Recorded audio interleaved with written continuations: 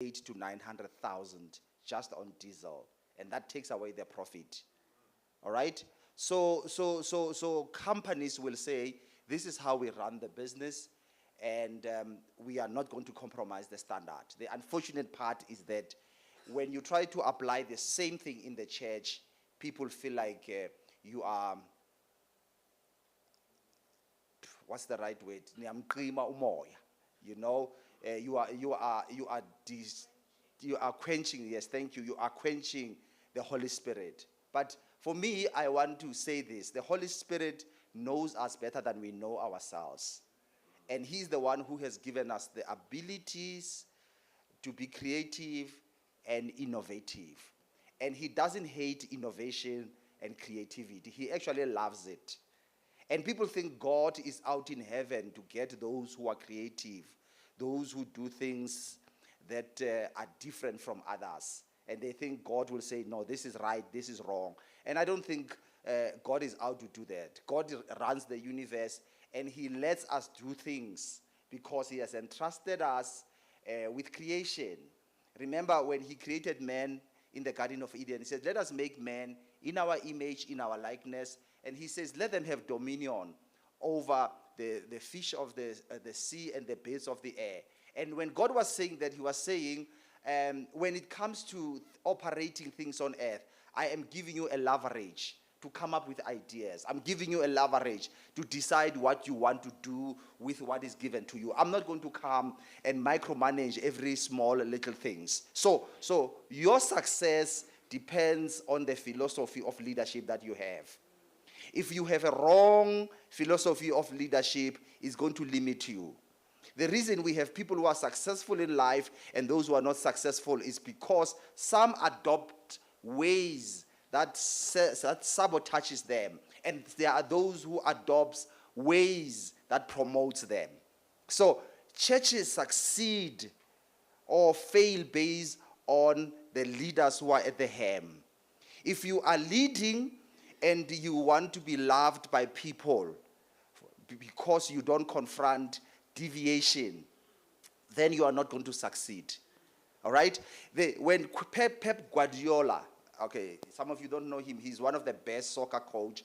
He's actually a coach of Manchester City. When he took over Manchester City with a great record, the Manchester City had this guy, an Ivorian midfield, Yaya Toure, who was like an anchor.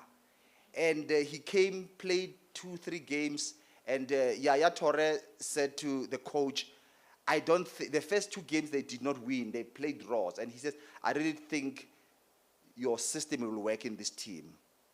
And Pep Guardiola said, you will never play a single game under my mentorship. And they played the next game, they did not do well, and the fans were saying, bring in Yaya Toure. He refused, they were not doing well. But now when you look at Manchester City, it's like Sundowns of South Africa. They are always winning the league. And Yaya Toure had to retire because he said, unless you apologize. But this guy had a big ego to apologize. And this guy had a vision. But when you implement the vision, your followers might not see it at the time. But you've got to say, this is where we are going. I know where I'm taking you to. And you will have voices that are coming up and say, we don't agree with this, we don't like this and this. And in most cases, people who comes and say, we don't like this, we don't think this will work. Remember, they have not thought through the things they are telling you, okay? Those things might not be things that they have prayed about, researched. But as a leader, it is important to share your vision and say, this is what we want to do, and this is where we are going.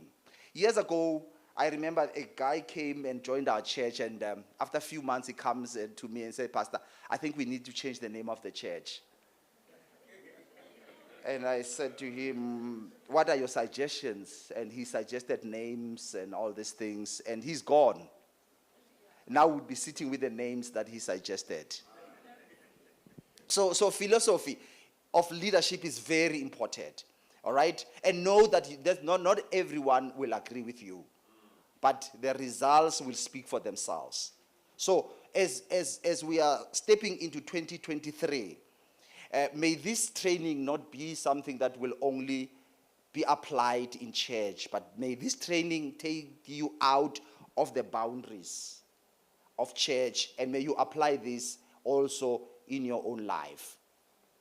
The levels of high unemployment in South Africa, they are pushing us to make sure that we sharpen our leadership skills. Okay? We need to learn to sharpen our leadership skills. If we are not going to do it, we are going to lose out big time. So it's time that we sharpen our leadership skills. Now, Vision 2023 and beyond. Now, there are things that I want us to start looking at. Number one, I want us to look at the numbers. In 2023 and beyond, we are going to be focusing on numbers. In the medical terms, they say know your numbers. In other words, know your blood pressure, know your sugar levels, know your PSD. Most of what is known as health routine is knowing your numbers. So I want to say to you guys, we've got to know our numbers. That will speak to us, because we might be spending money on projects that are not giving us a return. So when we want to succeed, we've got to look at and say, we are spending so much money on these projects, but it looks like the return is very, very little. And we need to speak to ourselves and say, is this working? Now, the first number I want us to look at, from our church known as Gateway Church International, we are known, and we have been doing this from the first month we started the church, taking care of the needy. This is one of the key things. If you want to know us as a church and say, what is Gateway Church all about? We are about community empowerment. So community empowerment, we can break it down into feeding the poor, empowering and mentoring young people, going to prisons, creating education systems, and encouraging young people to go to school, sponsor some of them to go to tertiary institutions.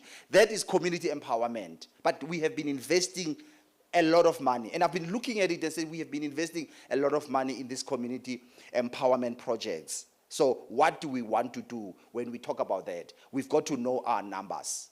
Okay?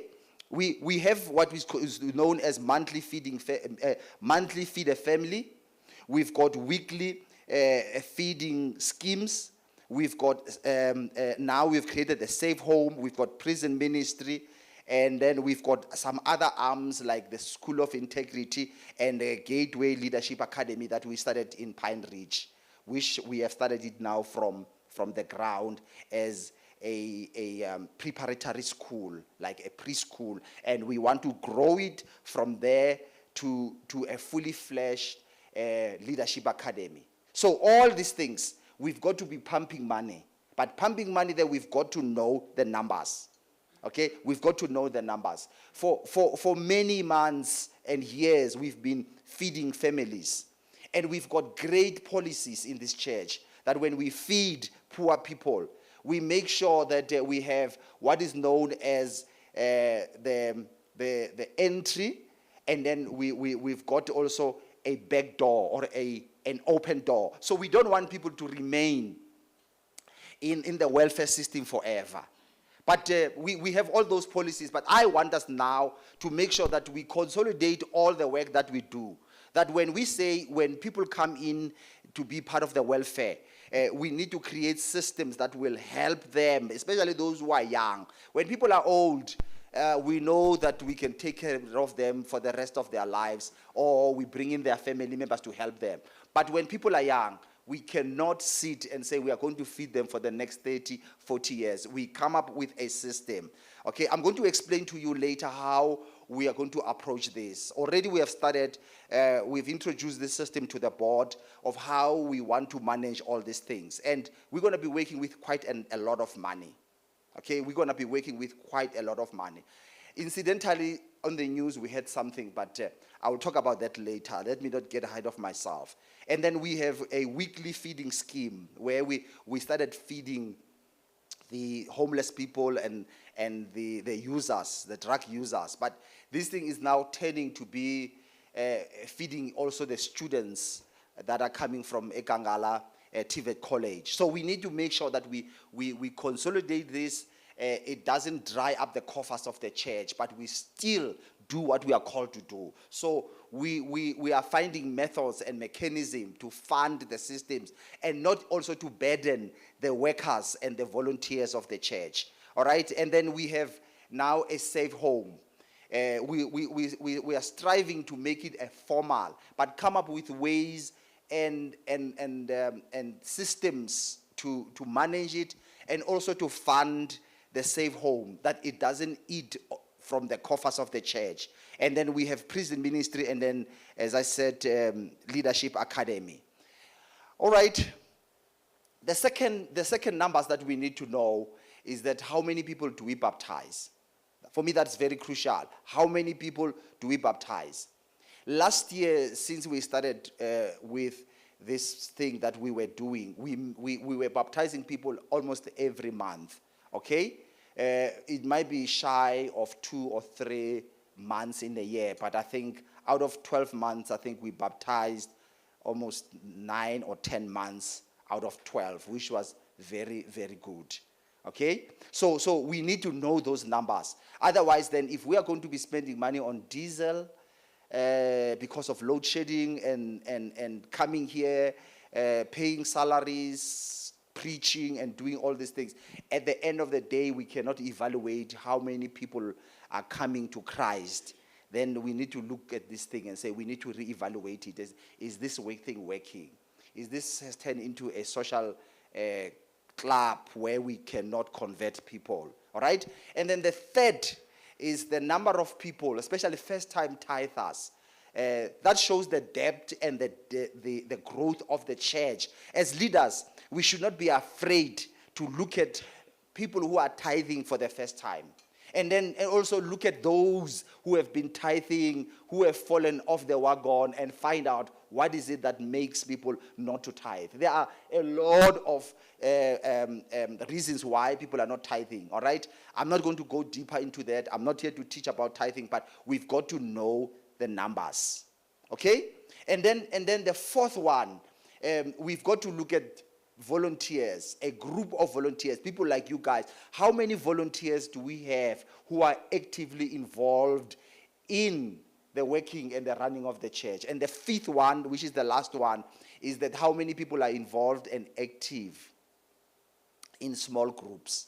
Remember, when you look at our vision statement, it says we will put as much responsibility in the hands of non-vocational workers. If you remember the vision of the church, we are saying we are going to put more responsibility in the hands of volunteers.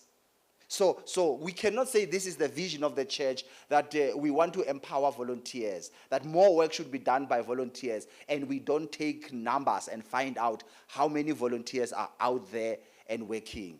Now, it's like we are shooting ourselves on the foot as a black church. There are very few black churches that have staff. The word staff meaning that people who are employed to work full-time in the office. Now, because we don't understand the link, Pastor Stella will be talking about that, linking the office and the church. Because now we have people working in the office, we take the entire responsibility of us as volunteers, we hand it to the office. And now the office is overworked because volunteers, they think the office must run their ministries. And that's not how things should be. The ministry should continue to be in the hands of volunteers.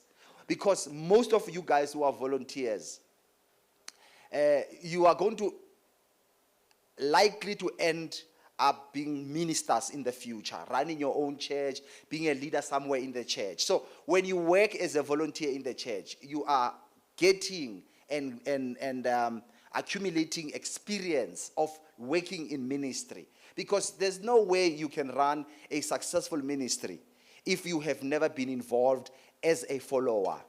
All right? Because working and serving as a follower, it helps you to know things you should do and things you shouldn't do as a leader. You know, when we go out to visit other churches where they don't know us, we sit at the back and we observe how people who are first-time visitors are treated in the church.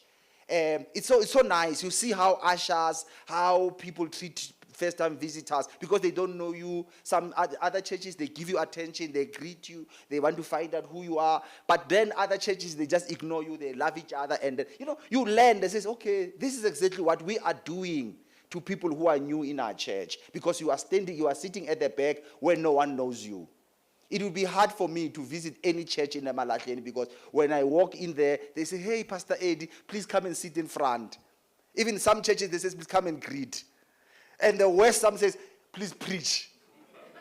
and you have not come to preach. You have come just to visit, just to hear the word. But people, especially young pastors, they have this attitude to say, no, we can't preach when the anointing of God is here. This is not ANC. All right, where they say, no, even if the senior member has come, he was not in the program.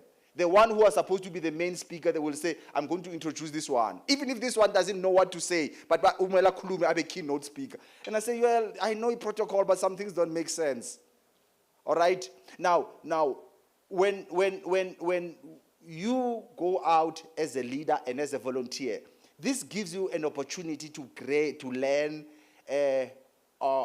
on site and learn in service. So if you are not going to volunteer or the office takes all the work and we don't give you opportunities, then you are going to miss out. So these are the 5 numbers that we've got to make sure that we look at them. Now, 2023, this is what we are going to do. We look at the things we want to do and it needs a lot of money. So we have decided that we want to use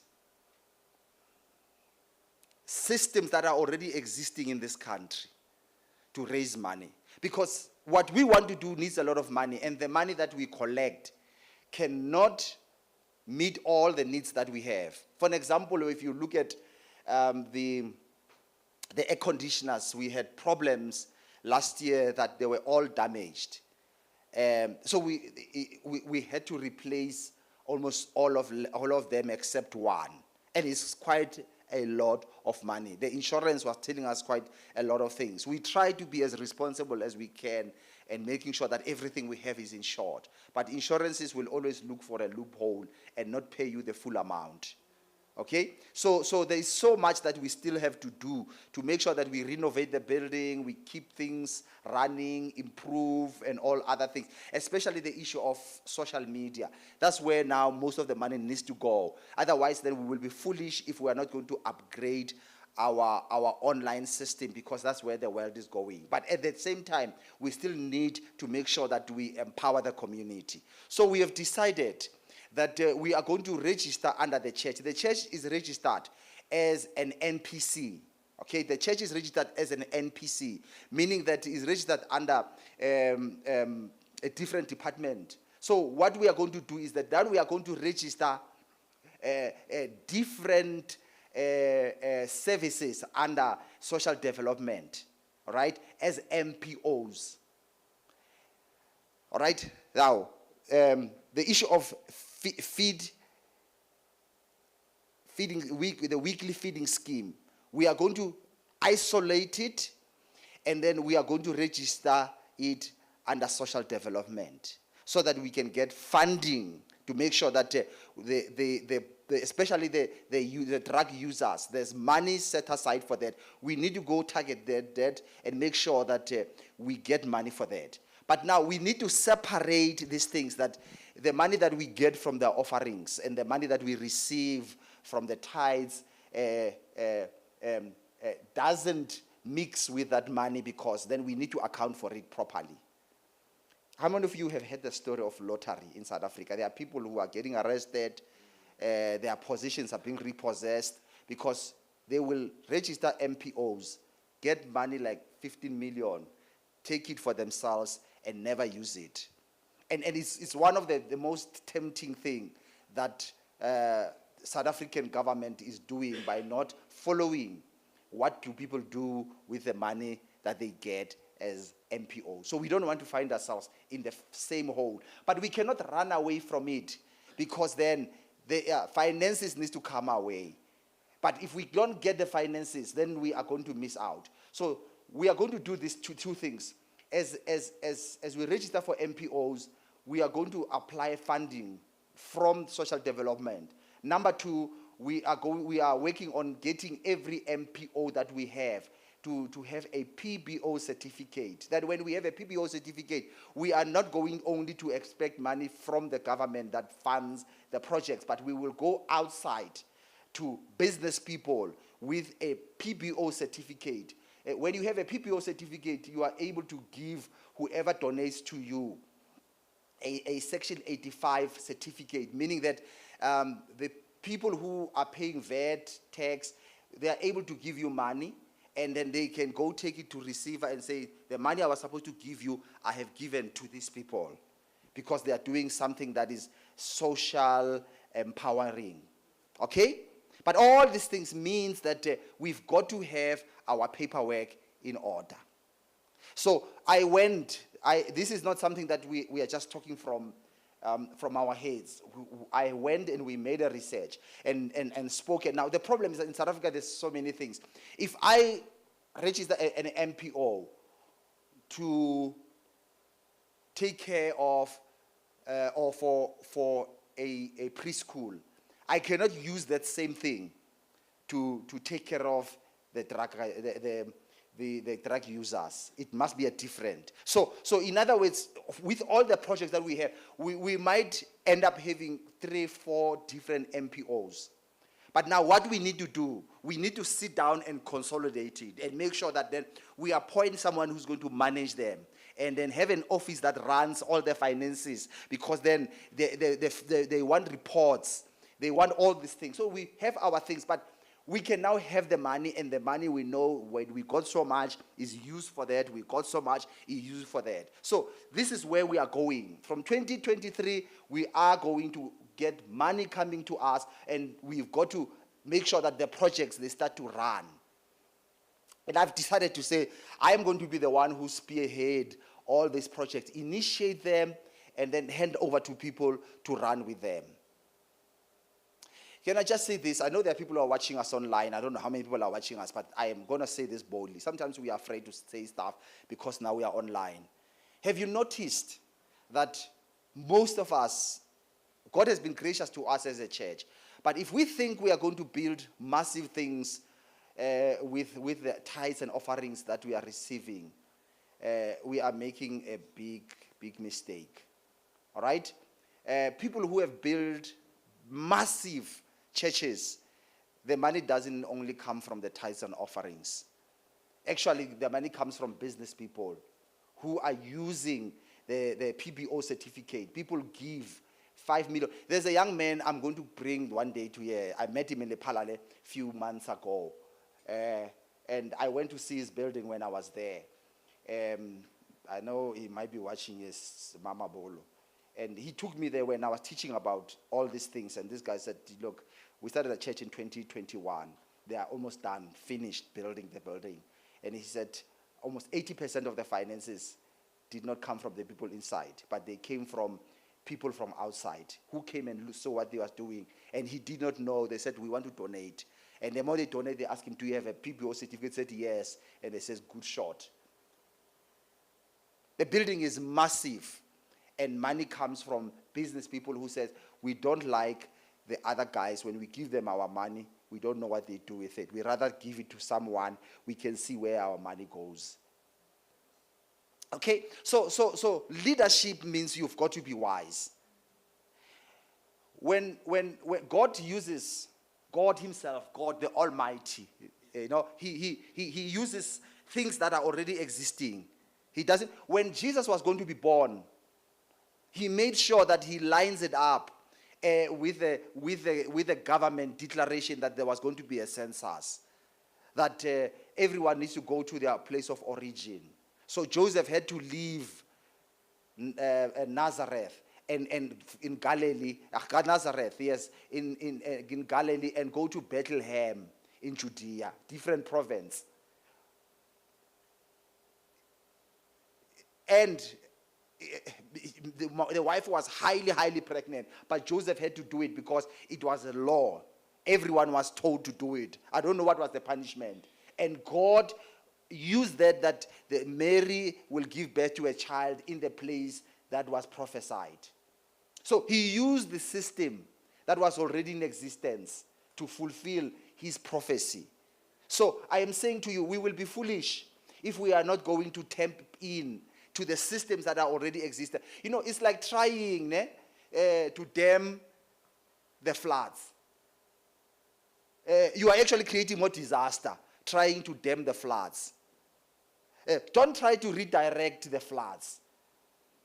You will not be able to do it. So there are always systems. Churches will continue to say, we don't have money, we are underfunded, and we will be expecting people from overseas to give us money and all these things, while there is money all around us. But we need to know how to access them. So when we have our paperwork in order as leaders, then we will have to do it. I spoke to Lawrence Gubeni, and I said to him, I would love to help you because stand, Lawrence. Some of you don't know this man. This man was a South African champion. He was a boxer. If you go to YouTube, you'll see some of his fights. He did well. And his brother was also a professional boxer, Jerry. These guys were the pride of our city. You know, we used to watch them fight. Thank you. And the boxing club in Limville, the facility belongs to Emalahleni local municipality. Man, toilets don't work. Things are bad. And I was saying to him, why don't you do your own? You know, register your own MPO. Get land, do it. And if something, it should never belong to the government, but it must belong to a committee.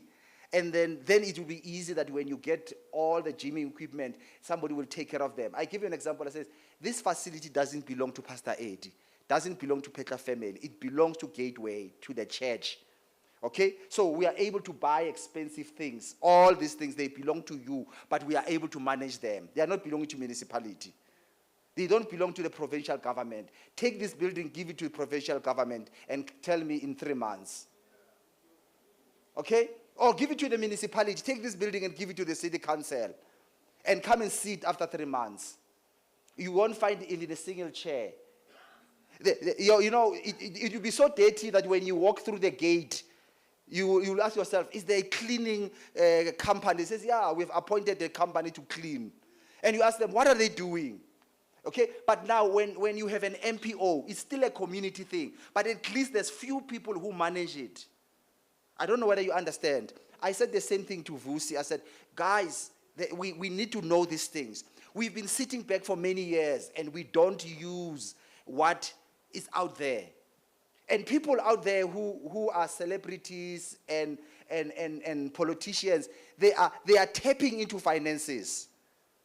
They register different MPOs and take money into their pockets. But we are people of integrity. Let's go out there and make sure that we know. So this is what we will be doing in 2022 and beyond. We will make sure that things are in order. But this cannot happen if we don't have volunteers that are willing to come and help. So when we talk about monthly feed a family, weekly feeding scheme, when we talk about prison ministry, when we talk about Gateway Academy, the Gateway Academy we have started last year with Pastor Nelly and my sister Eunice. We've moved it and then they are working on it now because it was registered as a different entity and we moved it now to an MPO because they have been going out to different companies and they says the registration you have is not correct. And I know friends and people who are willing to donate, but they say, what is in for us? And I know I am bold. I've got friends all over. Once we have things that we have in order, it will be easy for us to go and approach those people, knock at their doors and say, can you give us R1 million? This pastor, we were talking and he was telling me, over the weekend that somebody came to them in Deep Slot, one of their members, and say, I've got 15 million I want to donate to the church. And they says they received the money and said, okay, they were building, then they said, we're going to build a school. The only thing then it says to them, okay, I'm giving. The only thing I need is that, can I have my contractor come and build? That's the only thing I need, from the donation that I'm giving to you. So I'm just trying to show you that there's so many things going on all around us and we are not aware of. And we're sitting here scratching our heads. How are we going to fund this? How are we going to fund this? And we cannot stop funding social development and community empowerment. That's who we are. That's what we are going to do. And then